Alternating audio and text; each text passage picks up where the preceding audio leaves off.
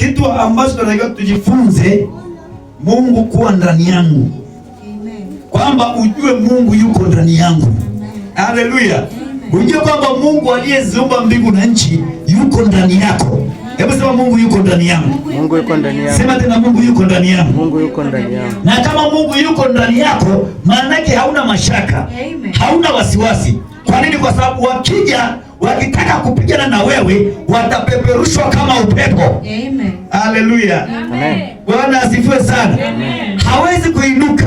Wakitaka kuinuka kukupiga, hawataweza. Kwa nini? Kwa sababu ndani yako yuko Mungu. Amen.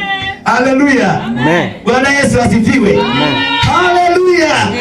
Hata kama wakijipanga, hawatafanikiwa. Hata kama wakiinuka, hawataweza. Kwa nini? Kwa sababu yuko Kristo ndani yangu. Haleluya. Bwana Yesu asifiwe sana. Bwana Yesu asifiwe sana. Hawataweza. Kwa hiyo wakiinuka wanajitahidi tu, lakini hawataweza. Haleluya. Bwana Yesu asifiwe. Kama una amani sema amina. Amina. Sema tena amina. Amina. Sema mimi adui hatainuka kwangu kwa jina la Yesu. Nikiwa pale ofisini kwangu, pale kazini kwangu, pale nyumbani kwangu, adui hatainuka kwangu kwa jina la Yesu. Haleluya. Haleluya. Nataka nikwambie kila mtu ana adui, lakini hataweza kumfanya chochote. Huyo adui hataweza kukufanyia chochote.